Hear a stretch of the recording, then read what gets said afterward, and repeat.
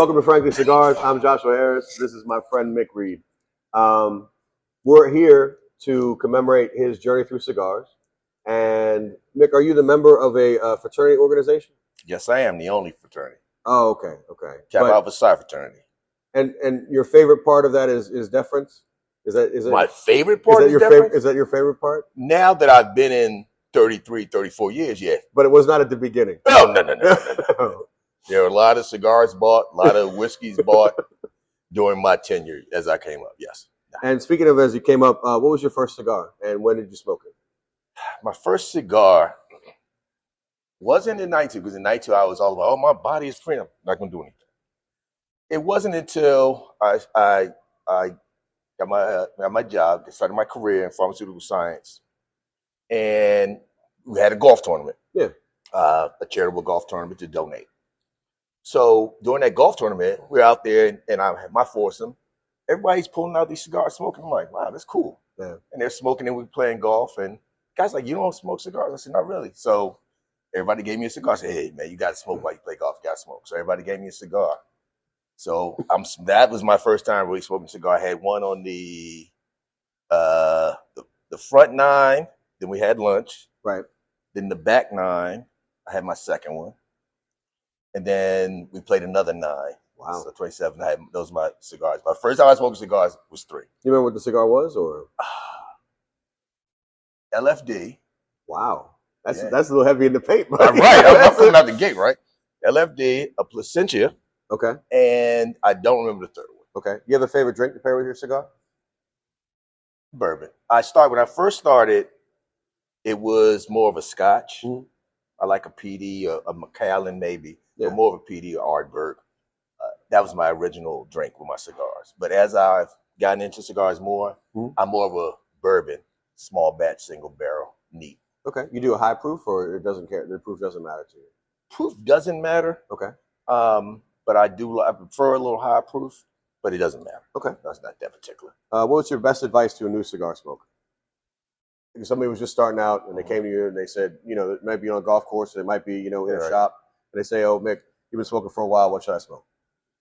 My best advice would be test your palate. Okay. Learn what you like, because cigars can, and you know this, cigars can be so different. And you just want to know what you like. Don't become enamored with a certain name, a certain brand, a certain length. You just try. Get your palate and just have fun with it. Well, it's interesting that you say that, because so many people, when they first start out, I can see them fight the battle. Because I used to work in the shop. I see them fight the battle of, okay, I don't want to spend too much, but I want to have a great cigar. Right. And those two things are counterintuitive, because you're going to have to spend a little bit of money to get a good cigar. So I would counter that with saying, don't be afraid to spend 10 or 12 bucks. Right. But find that sweet spot that you can afford, and you can still pay your rent and everything else. Exactly. And get a cigar. So smoking a cigar is definitely a disposable income type of endeavor. But there are rules to it, and that leads us to our next question. So what's the cigar rule that you see violated and makes your skin crawl? Like you just see it happen in real life, and you're like, I can't believe this is actually the one wrong. That really plucks my nerve is, and it's a story to it. Cigar smokers, or claim to be cigar smokers, they aren't. What pickles me is that being around people that are always claim to be cigar smokers but never have a cigar. I'll give you an example. Going to a Redskin game all the time, tailgating all the time, and white guy, he takes them, boom, tailgate. So it's 8 games a year. The same guy would always be like, hey, man, you got an extra stick. First one, got you. Second one, got you. Now we're in 3 or 4 or 5 games. Wow. You're still like, yo, you got a stick? Yeah. No, I don't have sticks. At some point, I got, like you, I would never buy you a cigar because you know too much. But you're like, but I wouldn't buy Jordan shoes. The point is, it's my pet peeve, I guess, that really got me was, like I said, it's being around people routinely, not just randoms, but because I get it. You may not know cigars.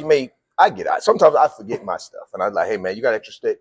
But when you go around somebody that's routinely, and you see them routinely over and over again, and they never have a cigar, they're always like, hey man, you got an extra stick? No, I'm not your dealer. So leeches. You despise on leeches. That's probably my biggest pet peeve because that's happened to me more than once. Yeah. I'm like, okay, because you got certain guys like you can hang with. Maybe you're too friendly. Maybe that's what it is. Maybe you should be less friendly. But some guys, you can hang around them. Like like with you, you get a cigar, I get a cigar. It trades off eventually. Right. So that guy that you're describing would not be a real cigar smoker. But what was the moment where you felt and you knew you were a real cigar smoker? Like there was a moment that it just crystallized, and you're like, okay, I'm actually a cigar smoker. Like was there a moment that crystallized it? Yeah. It's actually two. Okay. The first one was when I used to work out a lot, so I was a gym guy and a golf guy. And after I started playing golf, like I told you in the beginning, of playing golf. Mm-hmm. Once I started at Charitable, I really got into golf. So I'm like, my Monday through Friday is gym in the morning, work, then I would go, get 9 holes in. Wow. So I was doing this routinely. Wednesday, AJ have this, all the time. That was me routinely. Then I met my fiance, now wife, and all of a sudden I have to spend time. So she was like, you got to count one up. We need time together. Yeah. Wow, yeah. So when she's like, you got to give some time, I'm weighing the gym and playing golf because those are actually endeavors that take 3-4 hours each for me. So I cut out the golf, but I wouldn't cut out the cigars.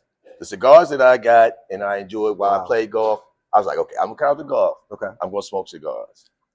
And if you don't want me out all the time, so you want to spend time, then I got to smoke the cigars at home wherever we are. Right. So that was the first time I said, okay, I'm a cigar smoker. Because I'll give up the golf. I'm willing to give up golf before I'm willing to give up cigars. Yeah. That was number one. Number two, same woman getting ready to get married. Bachelor party. My boys got a bachelor party set up. We go to go do this, had this whole fun. You last night on, And we ready to go. And I'm like, they want to take me out, have, do the whole club thing. I'm like, you know what? I would really enjoy. Let's just get some bourbon, some cigars. Let's just chill. And that meant more to me that night. And I wish you was my boy back there. You'd have been there. But it was a long time ago. That would have been that. That's when I realized that was more enjoyable. Just sitting around with your guys, talking crap, having drinks, and smoking good cigars. And that's what it is. It's the fellowship and the friendships that go from that. When I started out smoking, I went into a shop and I sat down and there was 4 guys at a table. And I said, hey, can I sit down at the table with you? Mm-hmm. Sure. You a cigar smoker? We're cigar smokers. Right. Come to find out, that guy's the judge who put that guy away, and he's his lawyer. Wow. And after he had gotten out, they still had that love for cigars. Right. It was enough to them. I mean, obviously some time went by, and who knows what they found guilty from. You don't get into that. Yeah, you don't get it right. Yeah. But the fact that's like, you ask, hey, how do you guys know each other? Well, I was his judge when he was his lawyer. And I'm like, whoa, what? And you guys are sitting here smoking cigars? Yeah. So, and to have a supportive partner in that endeavor is pretty encouraging, because when you have those seeds of something that makes you happy, and that person is willing to allow you to have that happiness, that allows you to foster their happiness in return. So I think that's a great thing. What was the last cigar that surprised you? That you smoked and you thought it should be this way, or you thought it should be that way, or it surprised me? Let's see. Or it wasn't any good, or it was amazing. Like, okay, you want to do any good or was amazing? I want to do the last cigar that surprised you. That's why I asked the question. Okay. I mean, the last cigar surprised me. I only got 10 questions, and you're making them all 4 hours. So it's not the cigar you recommended, that was Dominique Wilkins cigar. Yeah. That one surprised me because I'm not big on endorsed products. Okay. Like if Chad Ochocinco or Dominique Wilkins, whoever, has a cigar, I'm usually like, all right, well, they just pushing it because it's their name. So I really am hesitant on buying those. I'll stick with the more traditionals. Okay. But you recommended it. It was like, this is a daggone good cigar. Yeah. And it had Dominique Wilkins. I was like, okay. So that one really surprised me. Yeah, shout out to ATL Cigars and to Dominique. Yeah, that was a great Dominique cigar. will be interviewing you soon. So, what's your favorite cigar right now? And what's your favorite cigar ever? Like, you have a unicorn that you smoked at the one time and you were just like, oh man, that's incredible. So for me, it's the Partagas 6. I love the Partagas number 6. It's a Cuban cigar. They're dumb expensive. I went into a shop in Toronto and they were like, this is the third most important Cuban. and they're $150. And I was like, it's a cigar, right? Yeah. Like, it's not like it Yeah. doesn't come with anything. Like, I don't need to make any plans or anything, right? Exactly. It's just it's a cigar, and you want me to give you 150, Canadian, right? I don't think that's going to be a thing. Mm.